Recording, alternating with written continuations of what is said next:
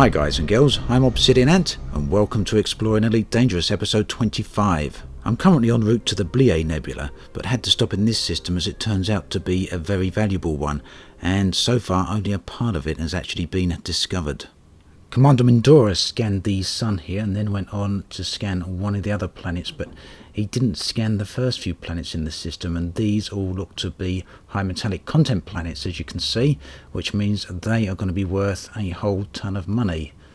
In fact, he only went on to scan this water world here, and then there's another 3 metal planets after that he also didn't scan, not to mention there is a whole bunch of planets over the opposite side of the system here, and none of these have been scanned, and to me it looks like there may well be 3 water worlds over here, in addition to a whole load of metal content planets. So I'm going to get out there and explore these. I'm hopefully going to get the discovered by tag on these.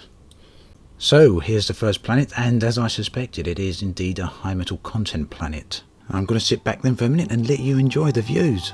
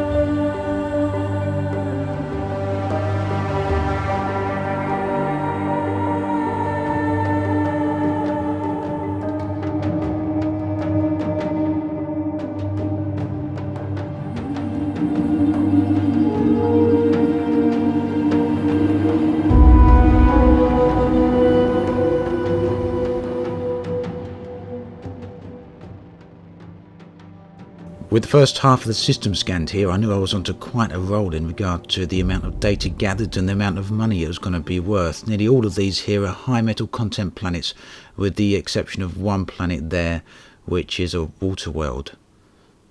After that, I spent a bit of time travelling across to the other side of the system here. I knew that was going to be also worth it because it looked like there's 3 water worlds there, and I do want to scan them. They're worth quite a bit of money. Not as much as Earth worlds, of course, or Earth-likes, but still worth quite a bit nonetheless. A little bit of distance to get there, but I think that is going to be worth it. And yes, again, assuming I get the 50% bonus for the first to be discovered by. But even still, even without that, they're certainly worth scanning. Now, one of the more interesting planets over there was this one. That, of course, is a high metal content planet. Does look like a water world, doesn't it? Yes, that tricked me, but unfortunately it's a high metal content planet. Nonetheless, worth a bit of money. And indeed, the other 3 planets over here, the ones I suspected of being water worlds, were indeed water worlds, so a nice bunch of money there. Here we got twin water worlds orbiting each other. Just look at that. Brilliant. And then there was another water world orbiting out on its own. It looked very much similar to the other 2. In fact, it could have been one of 3 sisters had it not been orbiting that much further out from the other 2. Now, over there in the distance, you can see a nebula. That is my destination. That's where I head to next, the Bleae Nebula, or at least that is how I'm pronouncing it. So, despite how deceptive it actually looks, it's only a single jump to that nebula now. It does look a lot further, but there you go. That's space for you.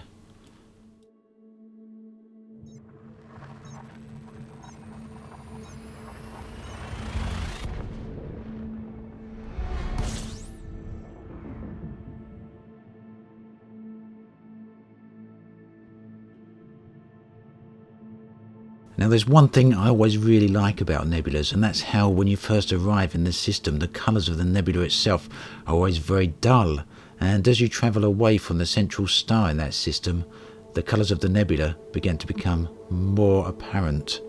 In some cases it can be a fairly subtle transition, but here when you're outside the ship, really paying attention to it, it becomes quite obvious, and the transition can be quite stark. Although it does happen fairly slow, it's actually a beautiful process, especially when you're in a nebula with colours as bright as this one. Now there's still a few nebulas left between me and the centre of the galaxy. There's about 10,000 light years left to go. Hopefully it won't take too much longer, though I suspect it is still going to be a few more episodes yet. So this system here is the first system I got into in this particular nebula. There's nothing much of interest here. It's all ice planets, and someone has been out here and actually taken the effort to discover them. That being said, they do look rather nice, don't they, these ice planets? Now sometimes with exploration you spend a lot of time travelling to destinations like these particular nebulas, and when you get inside of them there's nothing but ice planets or something like that, and you find yourself wondering what the heck it was all about. But after quite a few jumps I did find a relatively interesting system here. Let's go take a look.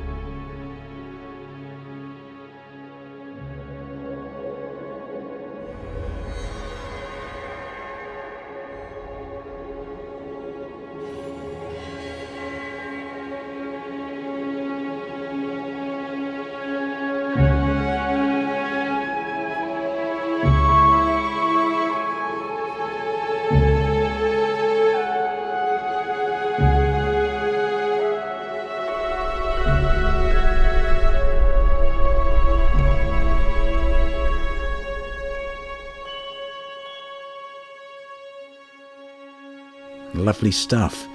So, a few changes to this series on this particular episode.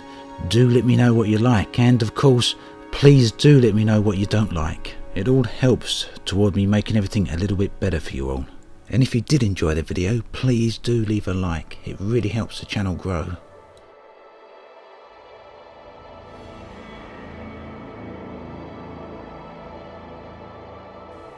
The abyss, the depths, the void. Names given to these far reaches of space. But those of us who have walked among these stars know they are far from empty. Out here is a realm of beauty, a realm of richness, just waiting to be discovered. As always, thanks for watching. I'll catch you guys and girls next time. This has been Obsidian Ant, signing off.